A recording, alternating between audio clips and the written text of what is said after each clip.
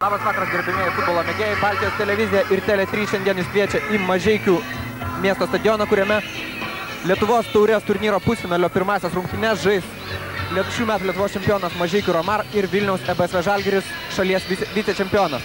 Kodėl transliaciją rengia Baltijos televizija ir Tele3, aš paaiškinsiu kiek vėliau. Na, dabar netrukus jūsų ekranuose turėtų pasirodyti komandų sudėtis. Taigi, aikštės šeimininkai Mažeikių FK Romar. Komanda šiemet laimėjusi Lietuvos čempionatą. Vartininkas Darius Dilda. Antrasis numeris Darius Magdišauskas. Trečiasis Egidijus Žukauskas. Ketvirtasis Saulius Vilčiauskas. Penktasis Tomas Kančelskis. Šeštasis Vitalijus Daniličevas. Septintasis numeris komandos kapitonas Nerijus Gudaitis. Aštuntasis numeris Gintaras Juodeikis.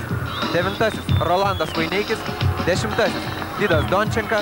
Ir 11 numeris Remigijus Pocius. Kaip matote, jei sekate mūsų transliacijas, matote, kad mažikiečiai žaidžia kiek neįprastos sudėties ir atsargoje šiandien tokie žaidėjai kaip Saulius Mikalajūnas, Raimondas Žutautas, Arūnas Šuika, žaidžiantis atitinkamai 12, jeigu išeis į aikštę žaisantis atitinkamai 12, 13 ir 16 numerių. Taip pat 17 numeris Vidmantas Vertelis, 18 Gediminas Kontutas, 21 atsarginis vartininkas Vaidas Žutautas, komandos vyriausias treneris Fiodoras Finkelis, treneris Saulius Vertelis ir komandos menedžeris, komandos viršininkas, Linas Mažintas.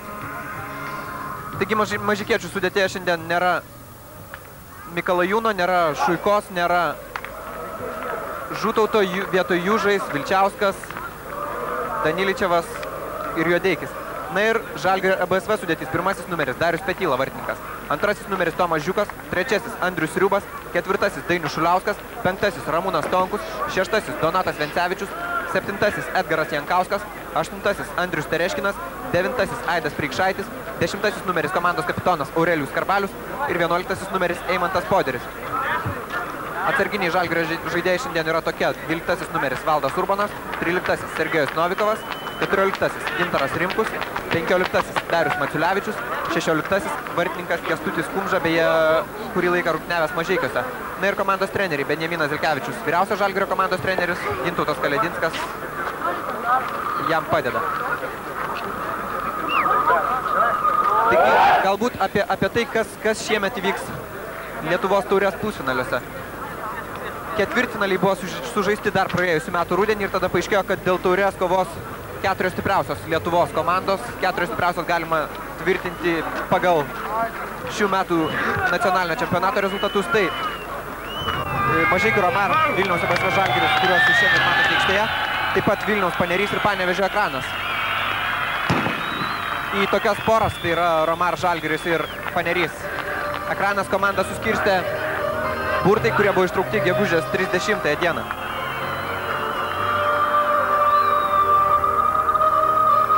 Šiandien žaidžiamos pirmosios pusfinalio rungtynės. Kitos komandos, tai yra Panerys ir Ekranas, pirmą kartą rytoj susitiks Vilniuje. Pirmadienį, birželio 6 dieną, šiandien rungtyniaujančios aikštėje komandos Žalgiris EBSV ir Romar žais Vilniuje. Na ir kitą dieną, birželio 7-ąją, antrasias pusfinalio rungtynes Panevėžyje sužais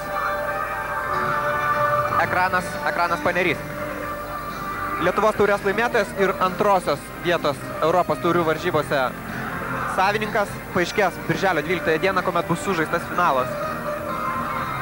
Jei į finalą patektų mažikiečiai Romar futbolininkai, kurie jau yra užsitikrinę vietą UEFA taurės varžybose, automatiškai taurės turnyre rungtyniaus Europos taurių laimėtojų taurės turnyre rungtyniaus Lietuvos taurės finalininkas. Futbolo oras nekaršta, tačiau saulėta, aikštė sausa ir Vitalijus Daniličevas paduoda pirmąjį kampinį prie Žalgirio vartų.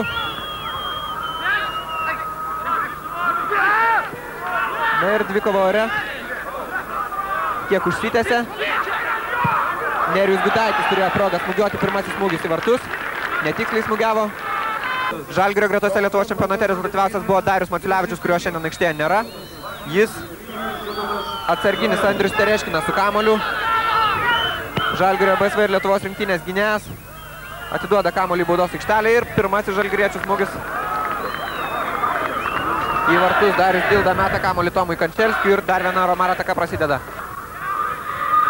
Taigi, kodėl Baltijos televizija šiandien rengia tiesioginę transliaciją iš Mažeikių kartu su Tele3? tikslas yra vienas. Tele3 laidas, galimybę stebėti turi daug didesnį auditoriją ir todėl, kad patogiau būtų Lietuvos žiūrovams, kad daugiau jų pamatytų geriausius Lietuvos futbolininkus kovojančius dėl Lietuvos taurės, nuspręsta rodyti transliaciją Tele3 eterių. Šiandien Lietuvos sporto laikraštyje pasirodė informacija, kad Lietuvos televizija siūlė Lietuvos futbolo federacijai 30 000 litų už taurės varžybų transliacijas, tačiau Lietuvos futbolo federacijos prezidentas Vytautas Dirmeikis pranešė, kad jokių sutarčių nebus sudarinėjama, jog Baltijos televizija turi išimtinės teisės transliuoti Lietuvos čempionatą ir Lietuvos taurės varžybas. Na ir todėl šiandien jūs žiūrite futbolą. Įsijungia Tele3 kanalą Ramūnas Tonkus. Žalgirio laisvas gynėjas su kamuoliu. Ilgas perdavimas į varžovo aikštės pusę, nesėkmingas. Tačiau kamuolys lieka kamuolį toliau kontroliuoja žalgiriečiai Aurelijus Skarbalius. Atiduoda kamuolį Donatui Vencevičiui. Ir stiprus Žalgirio saugos smūgis, taip labai pavojingas smūgis. Nors atrodo matė Darius Dilda, kad kamuolys lekia pro šalį, jis dėl visako krito, tačiau linijos dar viena Vilniaus komandos ataka. Sugebėjo pats suvaldyti kamuolio. Ir dabar savo ekranuose matote, kaip tenka dirbti Baltijos televizijos operatoriams. Filmuojant aukštai pakabintų ekranų ir dabar būtent vieną iš tų bendrų planų nuo ekrano filmuojamų jūs matote. Vencevičius, Skarbalius, Dončeka, Vilčiauskas dar puikus perdavimas vidų Dončekai. Įsiveržė baudos aikštelę puolėjas. Ir Tomas Žiūkas vis dėlto sugebėjo nutraukti Mažeikiečio ataką. Kaip minėjau, kad Aurelijus Skarbalius draugės su dar dviem savo klubo draugais žaidė Čekijoje, kur Lietuvos rinktinė pralaimėjo draugiškos rungtynės rezultatu 3-5. Sužaidus apie 50 rungtynių minučių Lietuvos komanda Čekijos futbolininkai pirmavo rezultatu 4-0. Na, po to Lietuvos futbolininkams pavyko susikaupti ir Arminas Narbekovas, Robertas Žalys ir Irmantas Stumbrys mušė 3 įvarčius. Labai pavojingas smūgis, Remigijus Pocius smūgiavo. Darius Dilda lengvai gaudo kamuolį.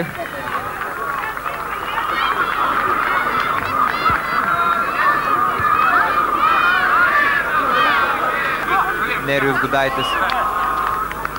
Kol kas, manyčiau, pasyvokai žaidžia abi komandos. Realių progų nebuvo ne prie vienų, ne prie kitų vartų. Gudaitis veržėsi link varžovų vartų ir puikus Vitalijus Danilyčevo perdavimas.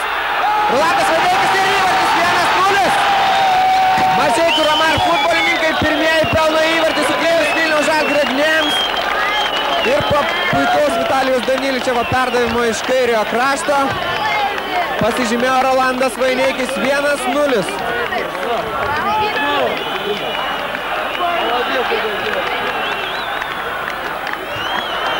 Netikėtas buvo šis įvartis. Sunku netgi buvo suprasti, kasgi įvyko. Palauksime kartojama, galbūt taip, centriniai gynėjai suklysta, akivaizdžiai suklysta. Neapdairiai išbėga iš vartų ir Darius Petyla. Na, Rolandas Vaineikis nuo 16 metrų linijos labai ramiai galva pasiunčia kamuolį į varžovų vartus. 1-0. 1-0. Mažeikių Ramar naudai nesėkmingai šiemet. Kaip matote, 24 minutė, 9 numeris Rolandas Vaineikis, 1-0.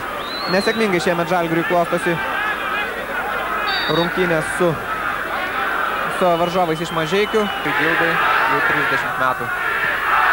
Pakeltas kamuolys į baudos aikštelę. Jodeikis smūgis į vartus ir suspėja Ramūnas Tonkus nuo vartų linijos atmušti kamuolį į aikštę. Kova aikštės viduryje. Tonkus.